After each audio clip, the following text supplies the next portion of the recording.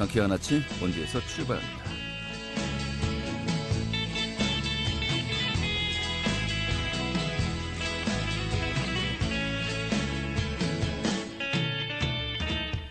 안녕하십니까. 2월 22일 월요일 아침 인사드리겠습니다. 상쾌한 아침 본주에서 출발합니다. 진행의 한태호입니다. 자, 주말 사이 대기의 건조함이 더 심해졌습니다. 또 지난 주말 휴일에 영동 지역에서 화재도 발생하기도 했었습니다만 이번 한 주간 또 충분한 비 소식도 없고요. 건조한 날씨 계속될 것으로 보입니다. 월요일 출근길 또 대기는 건조합니다만은 맑은 하늘 속에 아침 추위는 없었죠. 자, 원주 지역 현재 기온이 영상 7도로 지금 전국이 포근합니다. 낮 동안에도 기온이 13도까지 오르면서 좀 초봄 날씨가 될 것으로도 보입니다만은 이러한 그 날씨 속에서 또 한 주 힘차게 좀 출발하셨으면 좋겠습니다. 자, 오늘 준비한 소식 살펴보도록 하죠. 매주 월요일 아침 강원도와 원주 지역의 주요 현안과 이슈에 대해서 토론하는 시간 준비했죠. 자, 오늘은 지자체별로 코로나19 재난지원금 추가 지급에 나설지, 지급에 나선다면 그 시기와 대상 또 금액은 어느 정도 될지 좀 많은 분들이 궁금해하고 있습니다. 좀 어떤 논의들이 오고 가고 있는지 함께 또 살펴보도록 하겠습니다. 자, 또 원주시가 생활 속의 온실가스 감축 활성화를 위해서요, 주행거리 단축 실적에 따라서 혜택을 주는 이 자동차 탄소 포인트제 참여자들을 모집한다고 하네요. 오늘 이 내용도 전해드리도록 하죠. 2월 20일 월요일 상쾌한 아침 원주에서 출발하겠습니다.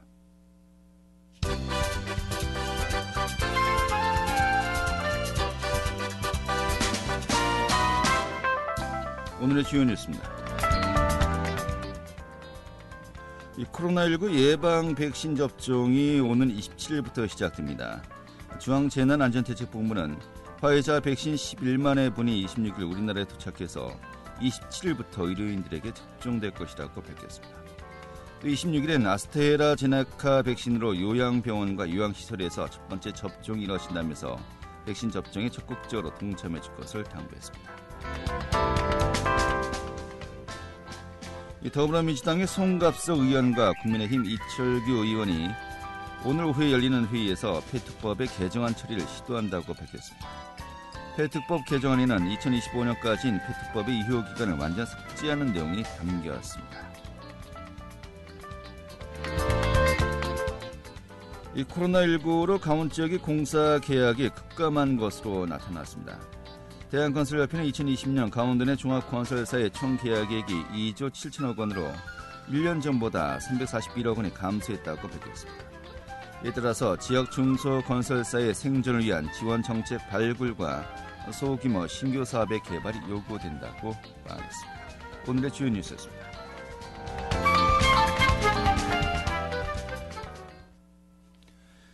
네, 매주 월요일 아침 또 지역의 현안과 이슈 함께 또 살펴보고 토론하는 시간 준비했습니다. 오늘 또 두 번째 시간인데요.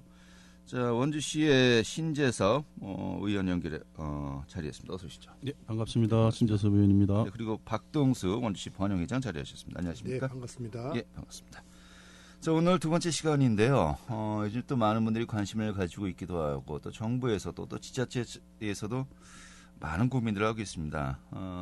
이 재난지원금 이걸 또 지금 다시 주면은 2차가 됩니까? 3차가 됩니까? 원주시는 2차가 되겠죠. 원주시 2차고 또 정부 차원에서도 또 도 차원에서도 이 재난지원금이 종류가 다양하게 좀 뭐 계속해서 논의가 있어서 그런가요? 뭐 지금 여러 번 준 것 같기도 하고요. 느낌이 좀 다른 것 같습니다. 그렇습니다. 지금 원주시는 두 번째 계획을 하고 있을 거라고 저는 생각을 하고요. 네. 정부에서는 지금 3차까지는 지원을 했어요. 예. 근데 이제 당대표하고 대통령과의 회동에서 아마 4차까지 예상을 하고 있는 것 같습니다. 네. 이게 뭐 논의가 물이 익은 것 같은데 그 시기와 일정 같은 것이 뭐 4차 재난지원금 같은 경우 좀 어떻게 좀 그림이 그려지고 있죠? 네, 정부에서 지금 한참 논의하고 있는 것으로 알고 있고요. 예. 뭐 이제 선거 우리 보궐선거 전에 지금 할 건지 예. 대회에 대해서 여야 간에 많이 지금 논의가 진행되고 있는 것으로 알고 있죠. 이게 또 선거용 아니냐 뭐 이런 네, 그런 얘기들이 많이 있죠. 얼마 전에 또 야당 측에서는 아니 그런 거 줄 거면은 대통령 본인 돈으로 주십시오. 거기다가 이제 여야 간에 뭐 이제 위로금을 준다고 하니까 예. 예. 왜 정부 돈으로 예산으로 위로하냐 본인 돈으로 하지라고 했는데 이게 또 굉장히 감정적으로 좀 너무 심한 말 아니냐 또 그런 이야기도 있었던 것 같기도 하고 어떻게 보십니까?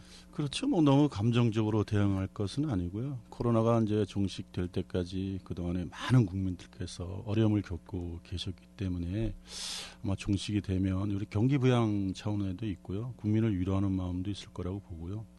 그래서 아마 계획은 하고 있는데 네. 아직 뭐 구체적인 말씀들은 없었으니까 좀 더 기다려 보시면 되지 않을까 이렇게 생각을 합니다. 이게 한동안은 뭐 금액도 금액입니다만은 모든 국민들을 대상으로 할 것이냐, 아니면 또 이제 그 정말 현재 어려움에 처한 국민들을 좀 선별해서 지급할 것이냐, 이게 좀 논쟁이 있다가 선별 지급으로 이제 그림이 잡히고 또 진행을 하고 있는 것 같아요. 그리고 만약에 이제 모든 국민들을 대상으로 지급한다 하더라도 코로나19가 다 어느 정도 종식된 뒤에 아니면 어느 정도 안정된 뒤에 그때 가서 경기 부양책을 논의해야 되는 거 아니냐라고 지금 이야기하고 있는데, 이런 그 논의 흐름에 대해서는 어떻게 보십니까? 예, 그런 지금 말씀하신 그런 절차가 맞다고 봅니다. 지금 현재 우리 코로나19로 인해서 피해가 확산되고 좀 심각하게 피해를 보는 사람들한테 지금은 좀 선별적으로 집중적으로 지원을 하고 어느 정도 좀 종식이 되고 안정화되면은 그때 가서 경기 부양 의미에서 전반적으로 지원을 하든지 재정 투자를 좀 늘리든지 그렇게 하는 것이 맞다고 생각합니다. 지금 여야정의 어떤 이런 그 흐름이 일단은 긍정적인 방향을 갖고 있다 이렇게 보시고 계신 겁니까? 뭐 아직도 많은 논란이 있죠. 방향이 왔다 갔다 하는 것 같습니다. 아, 금방 괜찮다고 하시. 아니 지금 이제 우리 사회자분께서 말씀하시는 그런 내용들이 그런 쪽으로 가는 것이 전 바람직하다고 보고 있는 거죠. 네, 그럼 어떤 부분에서 좀 약간 논란이 아직도 많다고 보십니까? 뭐 늘상 지금 발생되는 것이 보편 지급과 선별 네. 지급 예. 그리고 뭐 시기적인 문제로 언제 지급할 것인지 너무 지금 우리가 재정적 상황을 볼 때 앞당겨서 너무 많이 선지급을 하게 되면은 감당할 수 있는 후에 할 수 있는 부분도 생각을 하고 정책이 집행돼야 되는데 네. 뭐 어떤 목적인지 모르지만 그러니까 여러 가지로 시기적으로 너무 집중적으로 하는 부분도 좀 염려가 되고 코로나19 사태가 빨리 종식이 되면 좋겠지만은 이것이 금년 말까지 내년까지 간다고 봤을 때는 그 이후는 어떻게 할 것인가에 대한 장기적인 대책도 필요하고 그걸 고려한 상태에서 지급 시기를 결정하는 것이 좋다고 보거든요. 네, 분명히 또 이제 많이 줄수록 좋죠. 받는 입장에선. 하지만 또 분명히 이게 또 재정의 한계는 있는 것이겠고, 그 재정을 충당하기 위해서는 또 국민의 또 세금이라는 것이 분명히 들어가는 것이기 때문에 이게 이 주머니에서 저 주머니 빼서 주는 거 아니냐라는 또 이야기가 나올 수밖에 없는 것이겠고, 참 어려운 문제 같습니다. 근데 당장 민주당 내에서도 선별이냐 보편이냐 이게 좀 계속해서 좀 논쟁이 일고 있는 것 같아요. 지금 여야 간의 뭐 논쟁을 떠나서 뭐 내부 정리부터 안 된 것 같은데 어떻게 보십니까? 지금 우리 당에서 3차 지급은 어쨌든 선별로 하지 않았습니까? 네. 그래서 제한 업종이라든가 금지 업종에 대해서 금액을 차등을 해서 지급을 했어요. 그래도 이제 그러다 보니까 결과적으로 그 지급된 돈이 본인들 뭐 월세라든가 공과금 같은 데 나가고 경기 부양이 잘 안 된 측면이 있습니다. 그래서 그럼에도 불구하고 그분들이 어려워하니까 좀 선별 지급을 했고요. 따라서 이제 국가에서는 선별 지급을 하고 지방자치단체에서는 좀 작지만 지역화폐로 네. 기간이 정해져 있는 지역화폐를 전 시민에게 지급하게 되면 그분들이 그 지역에서만 사용할 수 있는 돈이기 때문에 지역에 좀 그 경기가 부양되지 않을까. 어려우신 분들이 좀 소상공인 같은 분들 특히 이런 분들은 좀 매출이 증대되지 않을까 이런 생각에서 네. 아마 시가 하게 되면 유효기간이 정해져 있는 지역화폐로 지급하지 않을까. 지역 현금 뭐 이런 식으로 저는 그렇게 생각을 하고 있습니다. 네, 알겠습니다. 지난번에 이미 지자체 차원에서도 또 이제 지급을 하지 않았었습니까?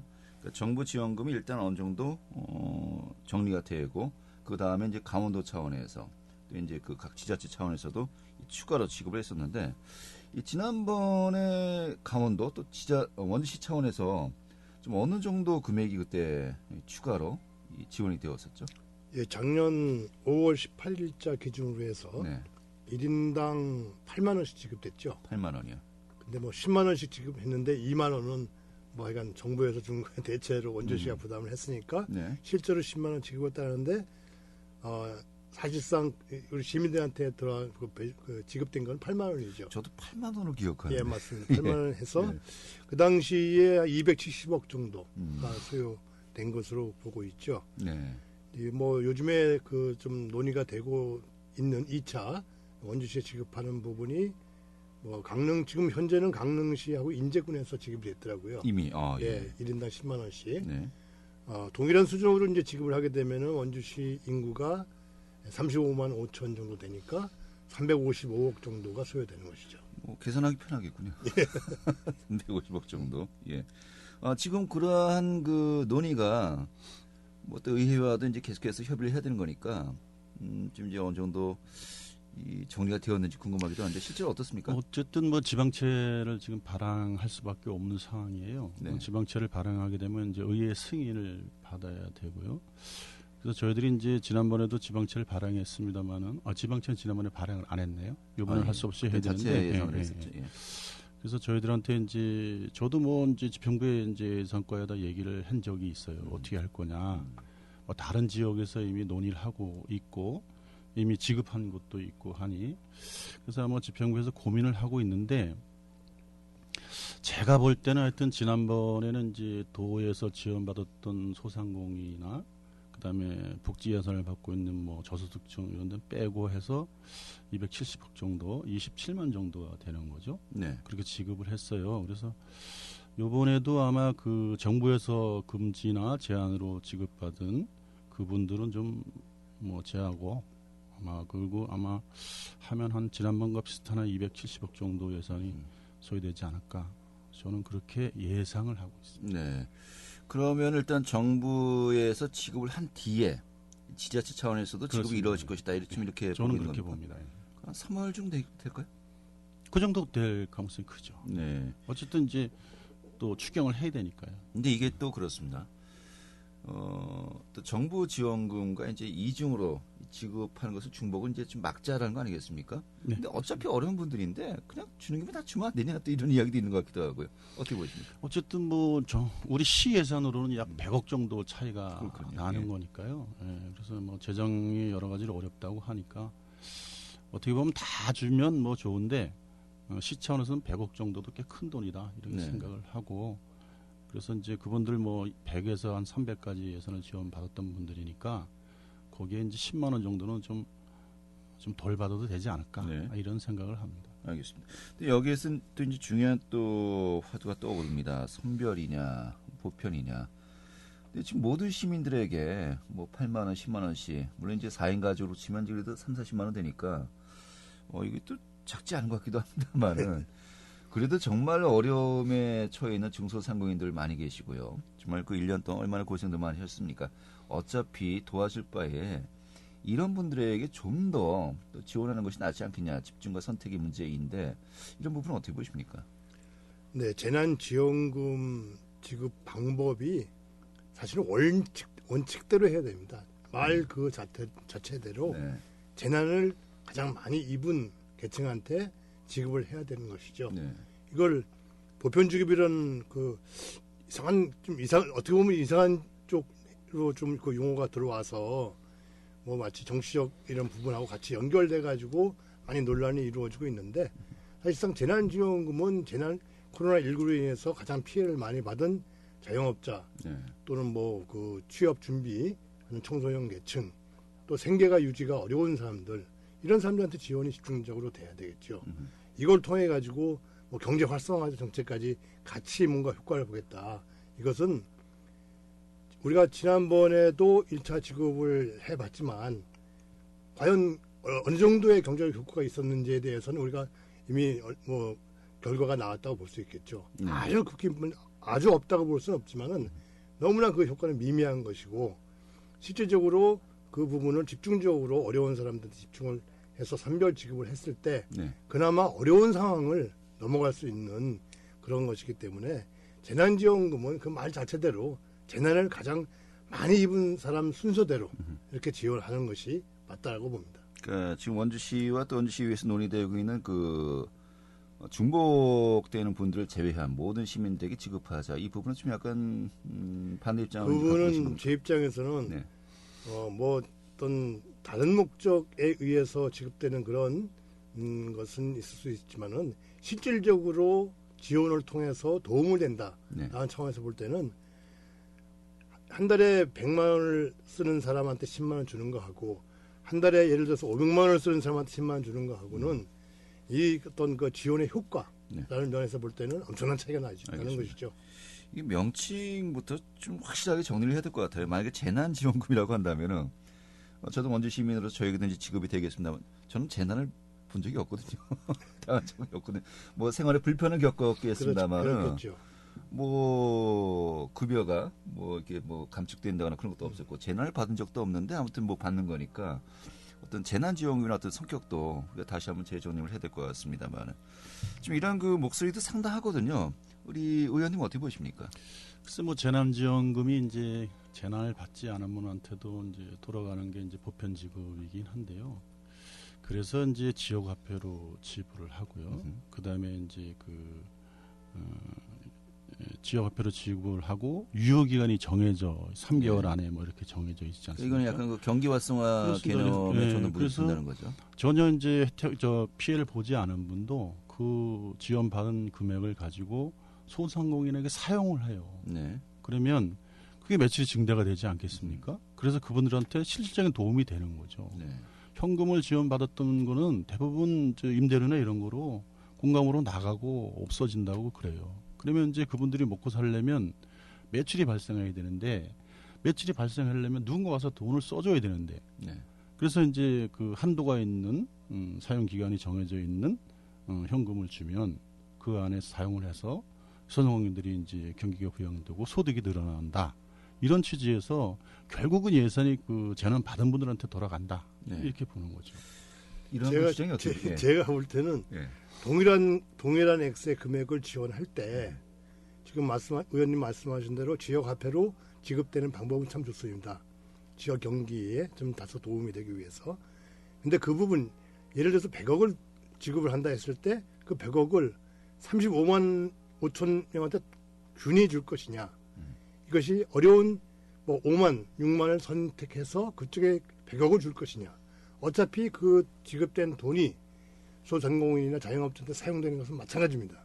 근데 그 어떤 부분의 대상이 이제 중요하다는 것이죠. 네. 예. 그래서 제 생각에는 이것이 지원을 받는 대상자는 보편적으로 할 것이 아니라 어려운 사람들을 순위를 정해서 동일한 금액을 지급해야 되도록 순위에 따라서 순차적으로 지급하는 것이 맞다. 네. 이렇게 보는 것이죠. 그게 이제 그 말씀도 맞아요. 그게 이제 어떻게 됐냐면 그래서 정부에서 제한업종이나 금지업종은 이제 제한업종은 100을 드렸고 금지업종은 아예 300까지 드리지 않았습니까? 그래서 선별을 해서 이미 드렸어요.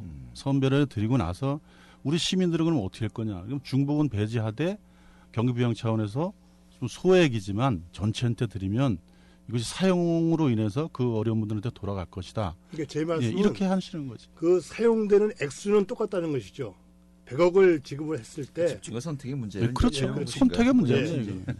뭐 어떤 부분에 좀 더 의견차가 있는지 다들 이제 아시겠고요. 알겠습니다.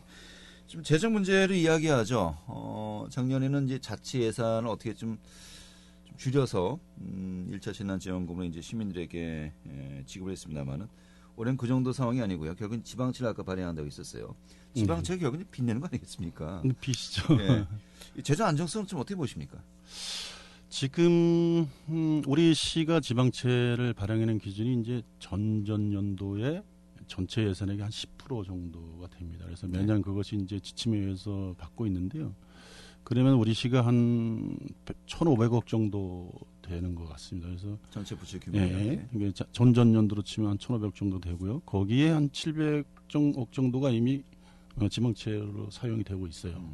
그 나머지가 이제 700억 정도가 남았으니까 그 중에 이제 또 당구 근린공원 매입하는데 좀 일부 사용이 되고요. 그러고 나면 한 500억 정도 남습니다. 네. 그 500억 한도 내에서 이제 지방채를 발행해야 되는 그런 과정이 있는 거죠. 이제 빚을 낼 수 있는 어떤 일종의 툴이 그 정도 남았다 그거로. 그렇습니다. 예. 예. 한도가 정해져 있습니다. 그렇군요.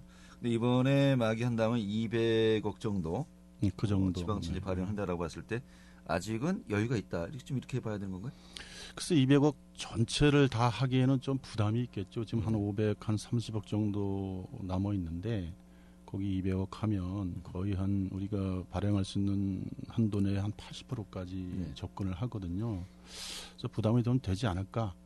그래서 이제 전체적으로 보편적으로 다 지급하지 못하고 중복되는 데는 좀 이제 중복을 피하려고 하지 않을까 이렇게 생각을 하고 있습니다. 네, 지방채를 발행할 수 있는 여건이 있다고 합니다. 그 지방채도 결국은 또 시민들의 빚이니까 부담으로 이제 남는 거니까요. 뭐 시간이 금방 이렇게 됐네요. 우리 이런 재정 안정성 차원에서 우리 또 회장님은 좀 어떻게 생각을 하고 계신지 좀 이야기하시면서 또는 또 마무리. 항상 뭐 가장 어려운 문제죠. 예, 지원을 해야 되는데 재원은 부족하고 결국에는 시민들의 세금 어차피 다 세금이죠. 지방채 발행해도. 그렇죠. 모든 게 그렇죠. 예, 그 부분에 대해서는 이제 충분한 논의가 필요해야 된다고 생각합니다. 예, 무리해서도 안 되고 또 우리가 지급해야 될 필요성 이것도 그냥 관과해서도 안 되고 충분한 논의를 통해서 적정한 범위를 정하는 것이 맞다고 생각합니다. 알겠습니다. 뭐 이제 촉박하네요. 앞으로 한 달 내에 뭐 논의도 이루어지고 또 지급도 이루어지고 뭐 해야 될 것 같은데 뭐 시와 또 시의회 차원에서 좀 어떠한 일정들 좀 앞으로 또 밟을 예정이신지요? 저도 이제 3월에 아마 이제 추경이 있을 예정입니다. 3월에. 그래서 그 안에 설명이 좀 되겠죠. 어떻게 하시겠다는 설명이 될 거고, 그다음에 지방채 발행도 의회 승인을 받아야 되기 때문에 의회 아마 승인 받으려고 할 겁니다. 그때 아마 자세하게 이제 논의가 될 거고요. 알겠습니다. 오늘은 좀 약간 추정에 가까운 이야기들이 많았고요. 그렇습니다. 의견 또 방향에 대해서 이야기했습니다만은 지금 말씀하신 것처럼 큰 틀에서 좀 이렇게 안이 확정되고 이제 이야기가 될 때 좀 다시 한번 좀 미세한 부분, 세밀한 부분 우리가 또 이야기해 보도록 하죠. 오늘 이렇게 정리하겠습니다. 고맙습니다. 네, 감사합니다. 지금까지 신재수 원주시 의원 또 박등수 원주 번영회장이었습니다.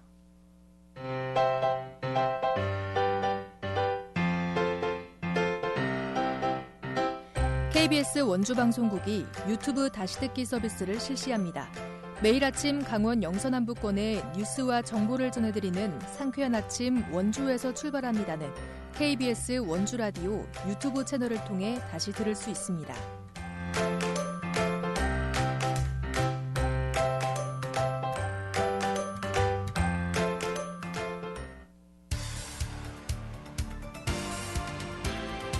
알찬 정보, 생생한 현장의 소식을 전해드립니다. 리포터 현장. 네, 원주시에서는 전기나 상수도 또 도시가스 세 가지 에너지를 절약한 양에 따라서요 혜택이 제공되는 탄소 포인트제가 시행되고 있습니다. 또 추가로 시행되는 자동차 탄소 포인트제에도 오늘 25일부터 참여자들을 모집할 예정이라고 하는데요. 오늘 소개해드리겠습니다. 김민주 리포터 어서 오시죠. 네, 안녕하세요. 네. 자, 먼저 탄소 포인트제 2008년부터 시행되고 있다고 하는데 이게 어떤 제도죠? 네, 전 세계적으로 사용되고 있는 에너지의 약 70%는 도시에서 소비되는데요. 일상생활에서 배출되는 이산화탄소의 양은 전체 배출량의 50% 이상을 차지합니다. 이를 거꾸로 생각해보면 이산화탄소 배출량을 줄이는 효과적인 방법은 도시에서 에너지 절약을 통해 탄소를 줄이는 것인데요. 지난 2002년 영국의 남부에 위치한 도시가 세계 최초로 탄소 제로 도시에 도전하면서 다른 나라에서도 탄소를 줄이기 위한 노력을 하고 있습니다. 전기 자동차와 같은 친환경 자동차만 운행이 가능한 탄소 제로 도시를 운영하거나 건물 설립부터 탄소 배출을 줄이기 위한 시설을 짓기도 하는데요. 우리나라에서는 지난 2008년부터 탄소 포인트 제도를 시행하고 있습니다. 탄소 포인트제는 가정 등 생활 부문에서 전기나 상수도, 도시가스 세 가지 에너지를 절약한 양에 따라 포인트를 부여하고 쌓인 포인트에 따라 경제적인 혜택을 제공하는 온실가스 감축 실천 프로그램인데요. 원주시에서도 탄소 포인트 제도가 시행되고 있습니다. 자세한 이야기 원주시 기후에너지과 권혁일 기후정책팀장에게 듣겠습니다.